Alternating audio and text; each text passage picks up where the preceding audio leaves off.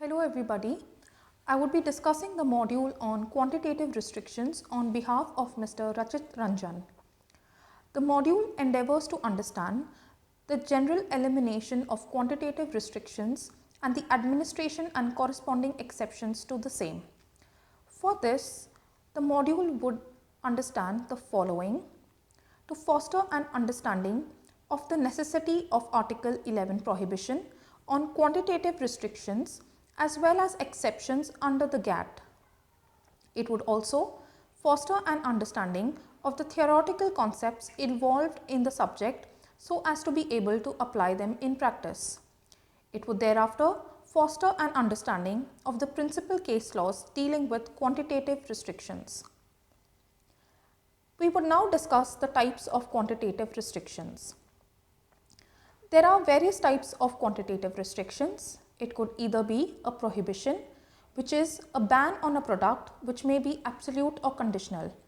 It could also be a quota, which is a measure indicating the quantity that may be imported or exported. Or it could be automatic and non-automatic licensing. It could also be in the form of other quantitative restrictions or QRs made effective through state trading operations, voluntary export restraint, minimum prices that trigger a QR, or a mixing regulation. Now we would understand tariffs vis-a-vis quotas. Although both forms of barriers, tariffs and quotas, may distort trade, economic theory portends to attract a greater degree of restriction to quotas because of the following reasons. 1. Quotas do not lead to any revenue gain for the importing country. Quotas do not offer the predictability that tariffs offer due to the lack of a fixed rate of protection. Unlike tariffs, quotas make the consumption of a dutiable good impossible. Quotas also create problems of administration and transparency. Thereafter, the value of removing quotas is difficult to measure and obstruct trade negotiations. Quotas allow protected domestic producers to exercise greater monopoly powers.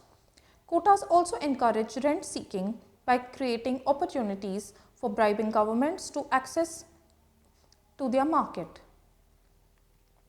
In this regard, a tariff quota doesn't qualify as a quantitative restriction as it only charges varying duties on a good after a certain quantity has entered a concerned market.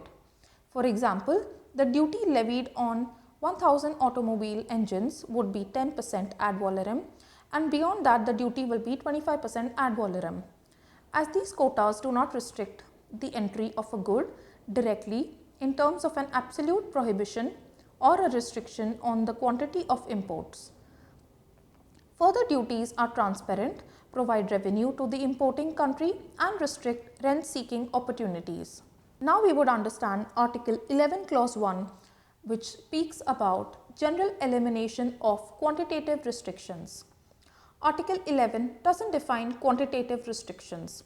However, Article 11 Clause 1 does prohibit any measure other than duties, taxes or other charges. There may be instances where it is easy to identify a quantitative restriction such as an outright ban. The panel addressed the scope of restrictions in the India quantitative restrictions dispute. We note that the panel stated that the text of Article 11 Clause 1 is very broad in scope, providing for a general ban on import or export restrictions or prohibitions, other than duties, taxes or other charges. As we noted by the panel in Japan trade in semiconductors dispute, the wording of Article 11 Clause 1 is comprehensive. It applies to all measures instituted or maintained by a measure prohibiting or restricting the importation, exportation or sale for export of products other than measures that take form of duties, taxes or other charges. The scope of the term restriction is also broad as seen in its ordinary meaning, which is a limitation on action, a limited condition or regulation. Therefore, there may be various measures that can qualify as quantitative restrictions. They may be de jure or de facto. While de jure restrictions refer to measures which explicitly establish a numerical quota on import or export, de facto restrictions attempt to establish the same numerical targets through implicit means.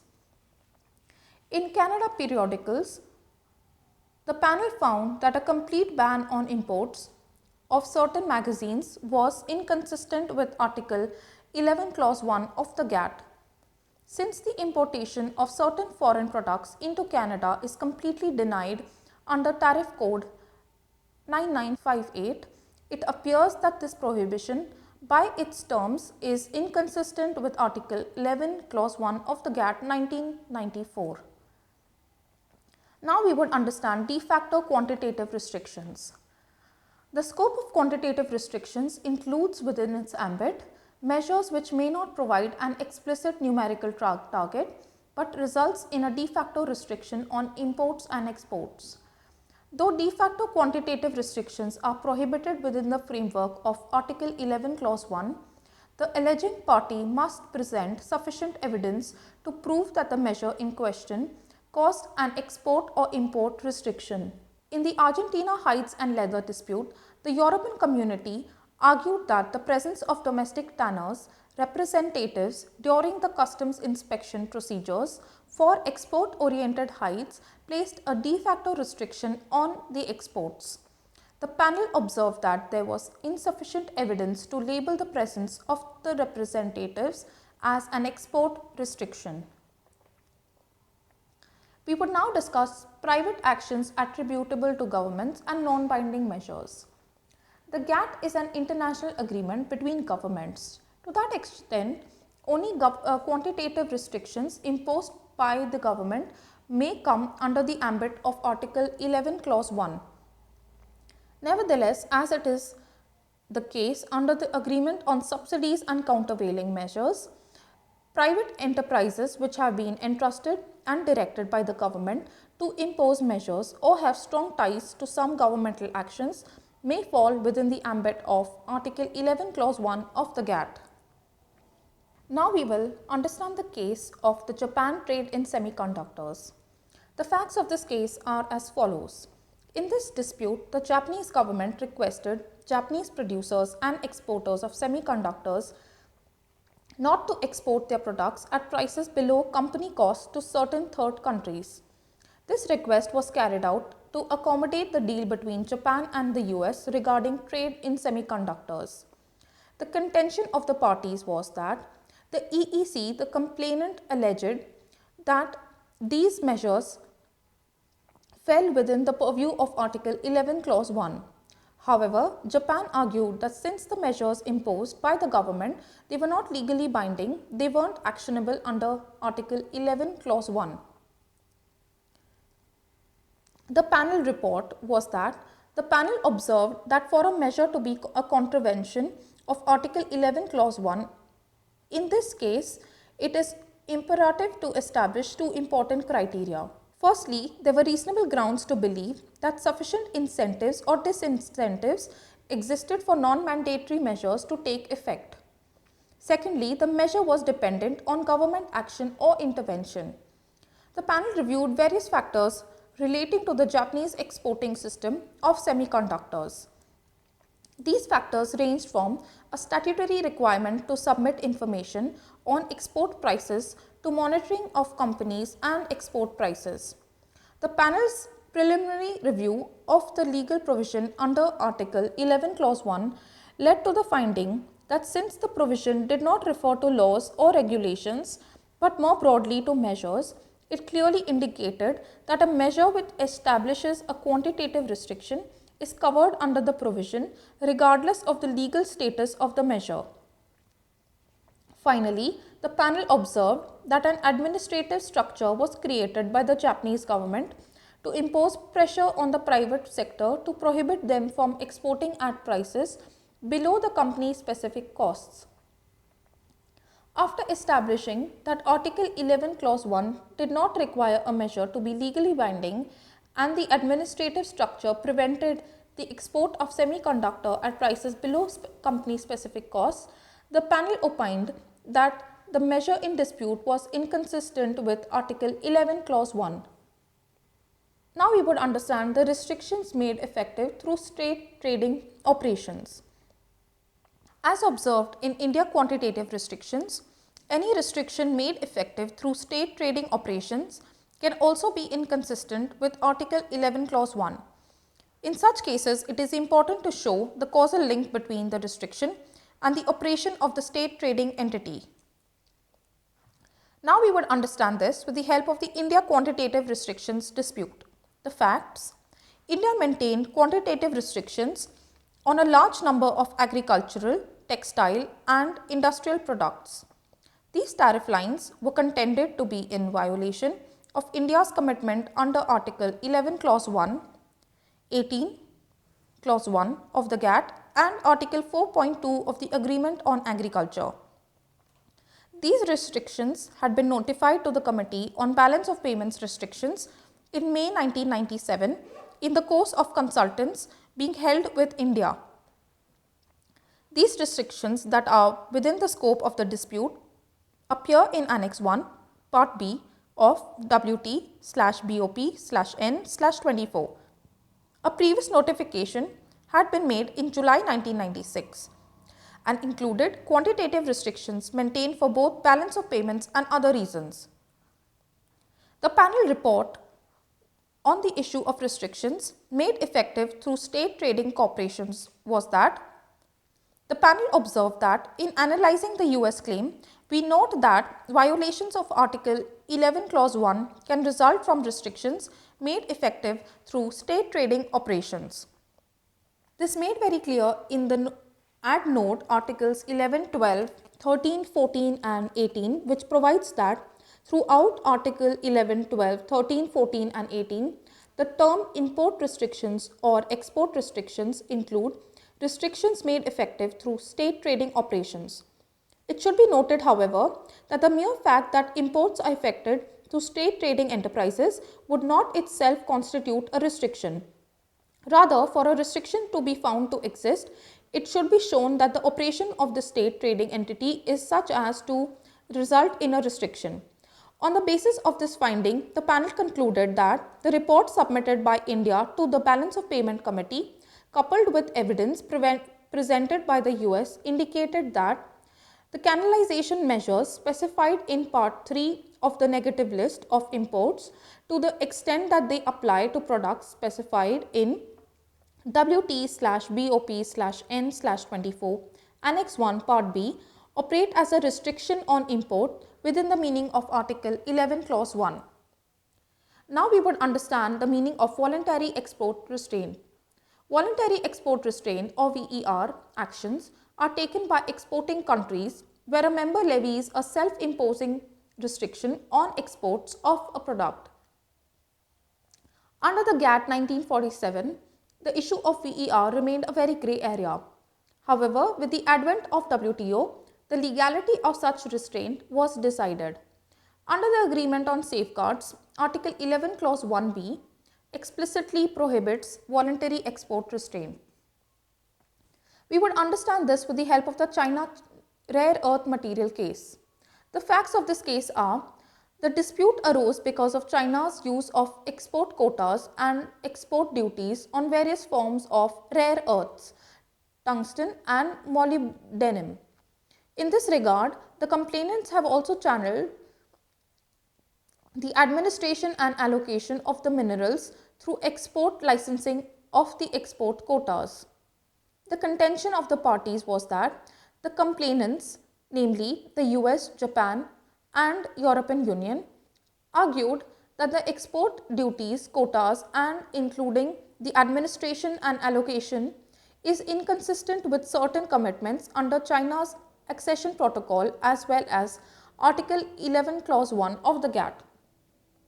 China in response argued that its export duties and quotas are justified under the Article 20 Clause B and G exceptions respectively, and therefore it hasn't deviated from its commitment under the accession protocol of the GATT. The panel report on the issue of inconsistency with Article 11 Clause 1 of the GATT reviewed that upon examining the China's defense under Article 20G, The panel concluded that China had failed to justify that the export quotas instituted by the government was done with the objective to conserve natural resources and that the measure was not invoked in an arbitrary, discriminatory and unjustifiable manner.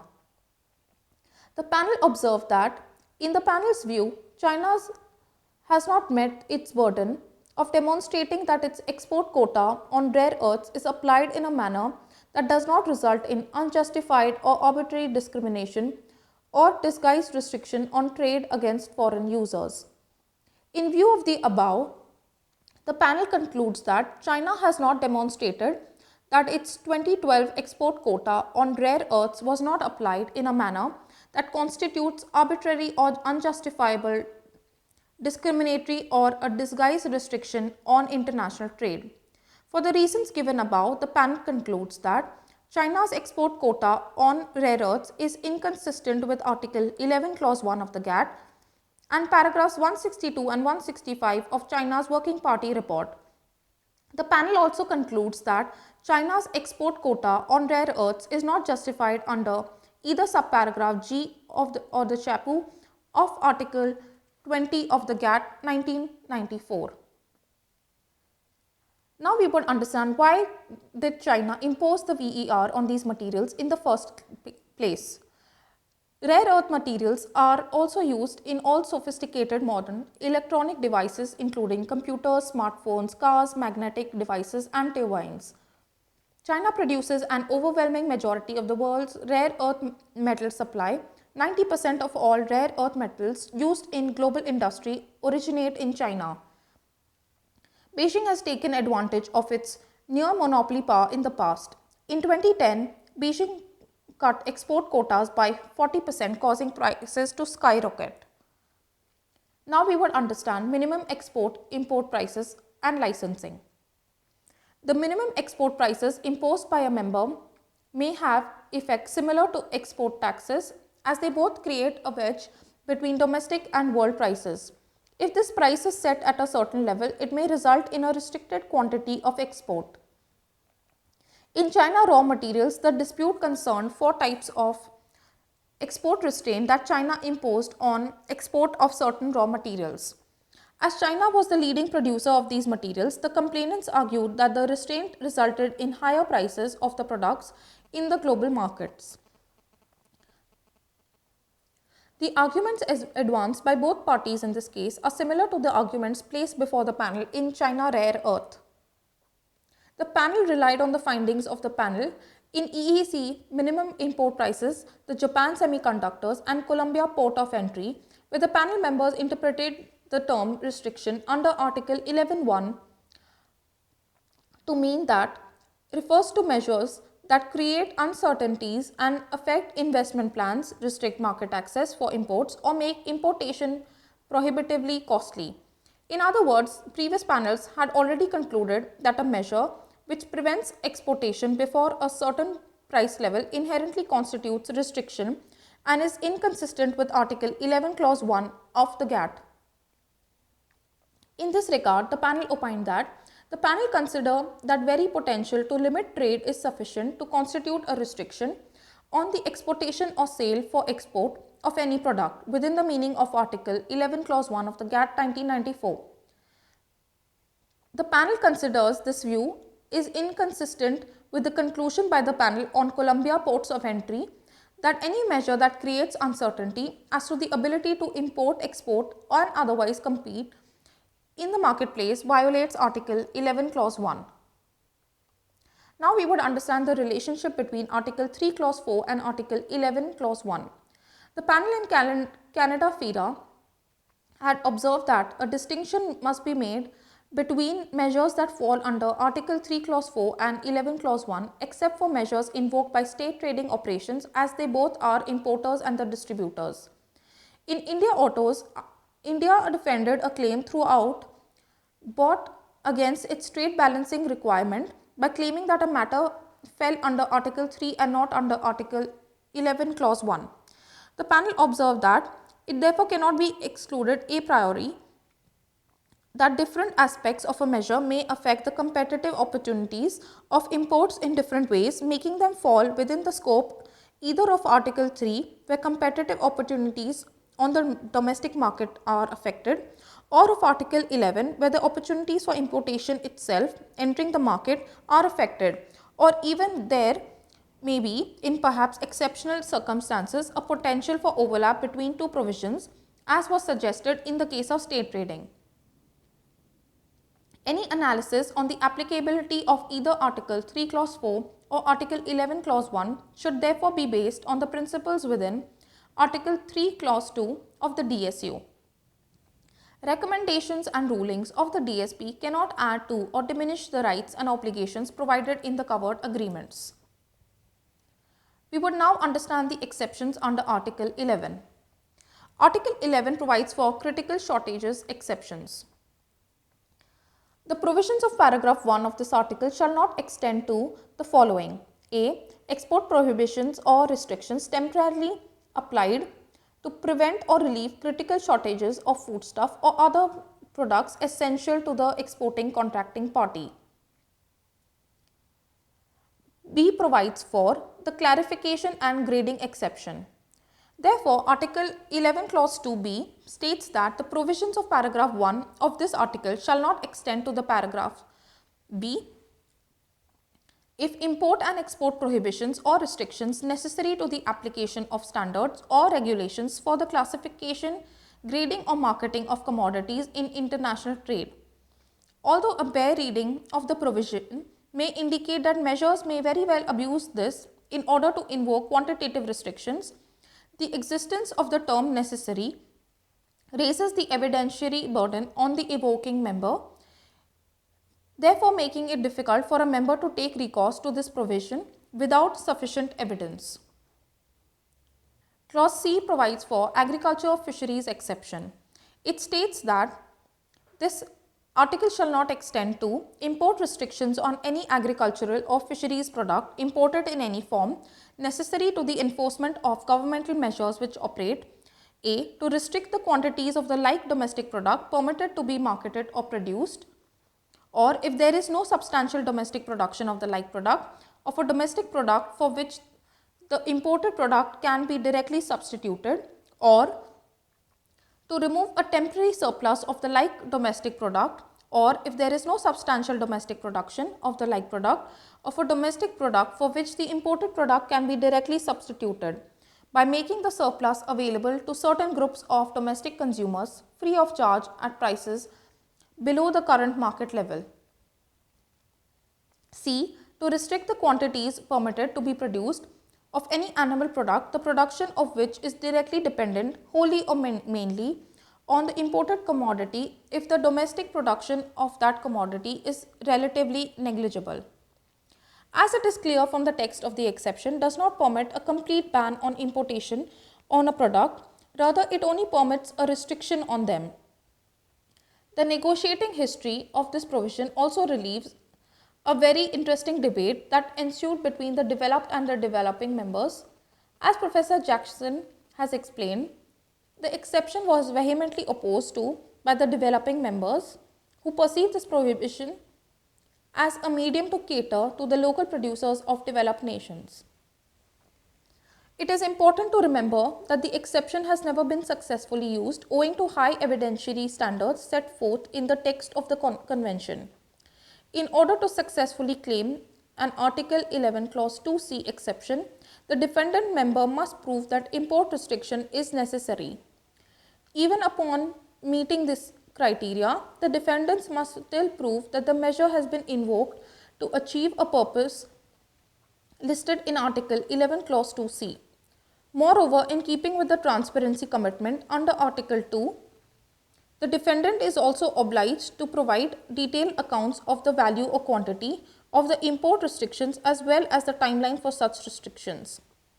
The test for necessity is the same as used in Article 20 exceptions, that is, whether there is a less trade restrictive measure available to ensure the implementation of some policy goals, whether the restriction is for the enforcement of a measure, and whether an official authority has invoked the measure. Now we will understand other exceptions to Article 11 Clause 1.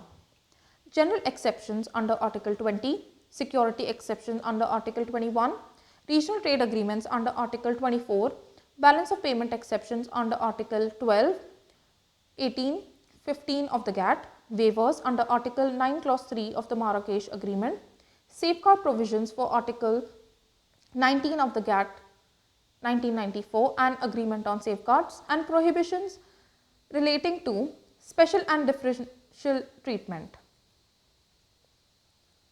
We will understand now Article 12 and 18 with reference to balance of payment exceptions.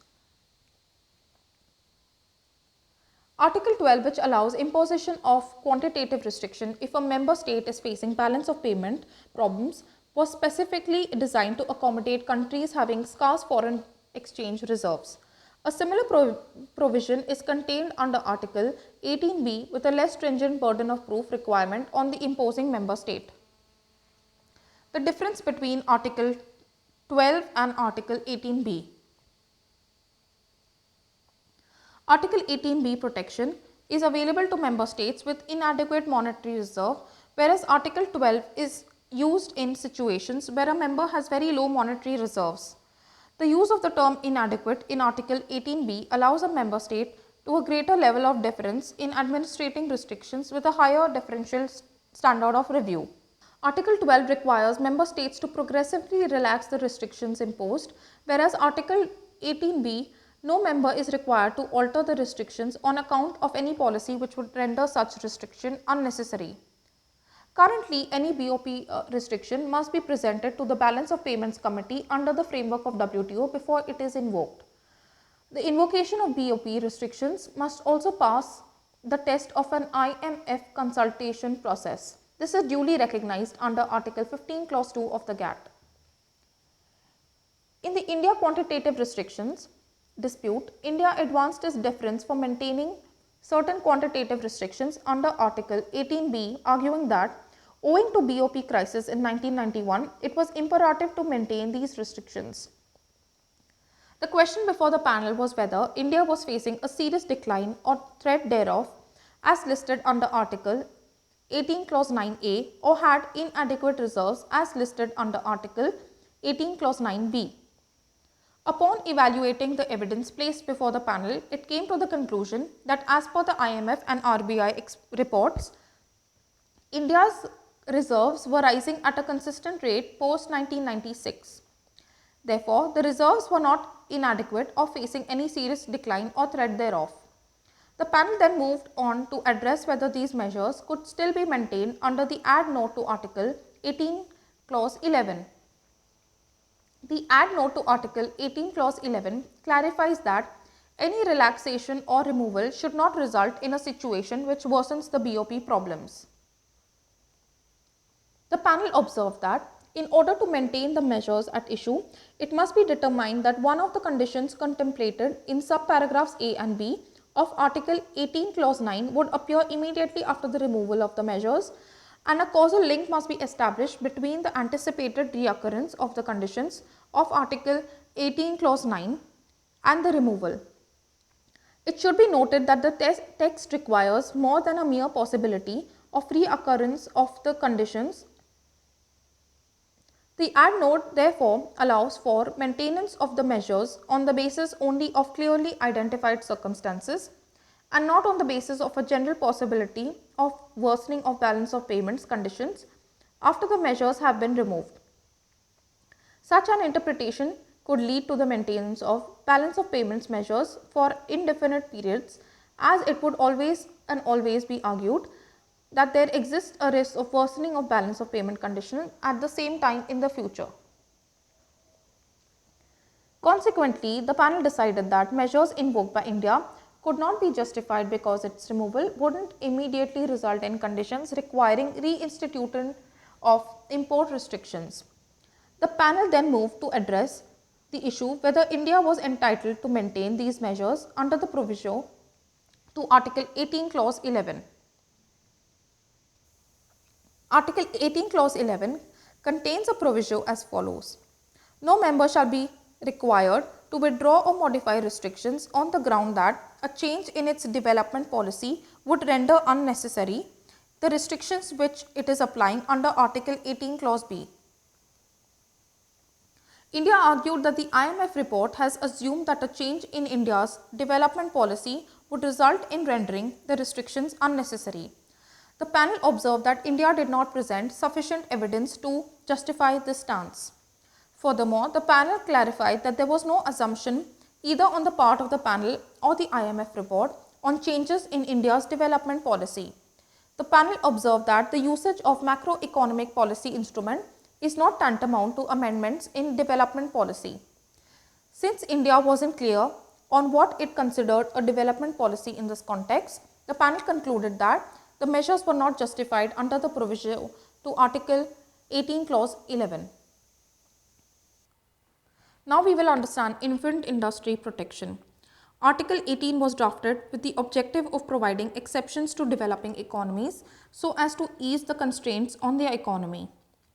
In this regard, Article 13 Clause C was drafted to allow developing countries to deviate from their obligations in order to protect their infant industry. The threshold for allowing this exception is such that a measure should raise the general standard of living coupled with certain notifications requirement and an obligation to engage in consultations if certain product is subject to a tariff binding. Administrative of quantitative restriction is based on the rule of non-discrimination. Therefore, Article 13 Clause 1 states that no prohibition or restriction shall be applied by any contracting party on the importation of any product of the territory of any other contracting party or on the exportation of any product destined for the territory of any other contracting party unless the importation of the like product of all third countries or the exportation of the like product to all third countries is similarly prohibited or restricted. Article 13 Clause 2 requires members to make efforts to ensure that the distribution of trade with respect to a certain product is not hampered owing to a QR other than a prohibition or a ban. In EC Bananas 3, the EC regime for importation of bananas is applied in three categories.